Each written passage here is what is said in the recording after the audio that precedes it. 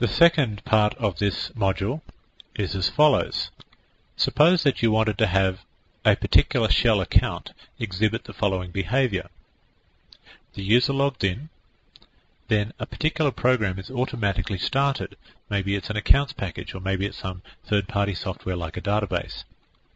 Then, as soon as that program is finished by the user that's using it, then you immediately get sent back to a login prompt. In other words, the user that logs in with that particular account never ever sees the shell prompt. The program that they run is started automatically, and then when that program exits, they're back at a login prompt. Can you imagine why you might want such behavior? Perhaps it's the secretary. Now, I don't mean to belittle secretaries, but they probably don't have much knowledge of a Unix command line, and maybe all they ever do is work within the accounts package or the telephony system or whatever it is that they're using. Now, we don't even feel that they need to know the name of that telephony program or accounts package. That can be automatically started for them as soon as they log in, and whenever they exit that particular program, we will log them out automatically. I'm sure you can imagine how you might go about that. Obviously, we need to do some modification to the .profile, and we do. The following needs to be changed in the .profile. We need to add one line to the end which says exec space and then the name of the program that they wish to run. What will happen then is that as soon as the shell encounters that line in the .profile, the shell will say, aha, time for me to go.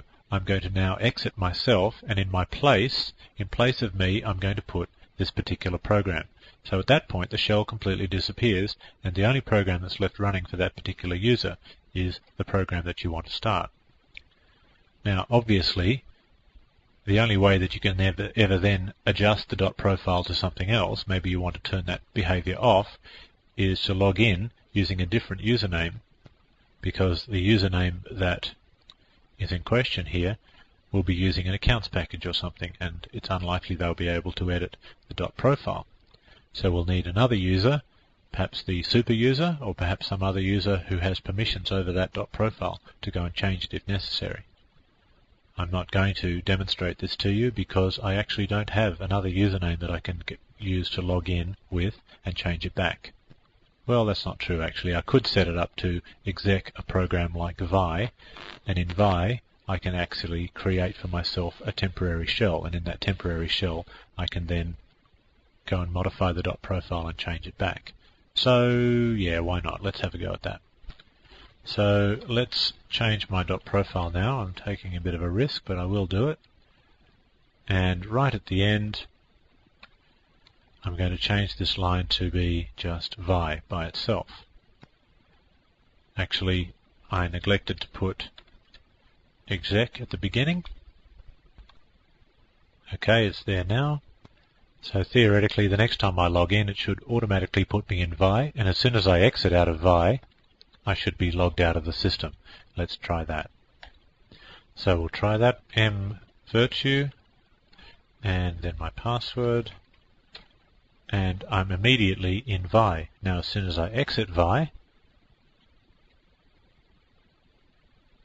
notice that it is now not connected to zip anymore. It has been logged out.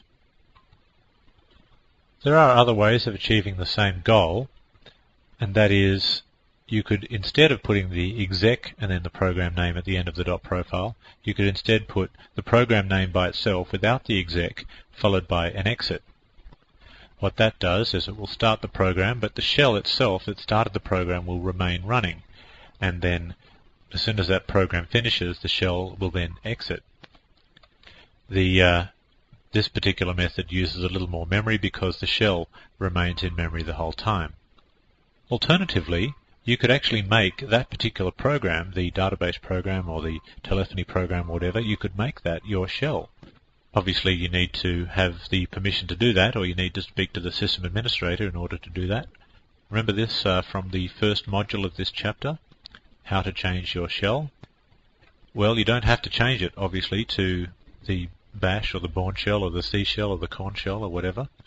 You can actually change the shell to be any program that you like. and then as soon as you're logged in, that program will automatically be started for you. And as soon as that program finishes, then you'll be back at a login prompt, which, if you think about it, is exactly what happens when you start the shell. Now, with this particular method, you won't be able to do anything else in your .profile. You won't be able to set any shell variables. You won't be able to run any other commands. The only single program that will be running will be that program that you specify, which is perfectly fine if you don't actually need to specify any shell variables or do anything else before that program starts.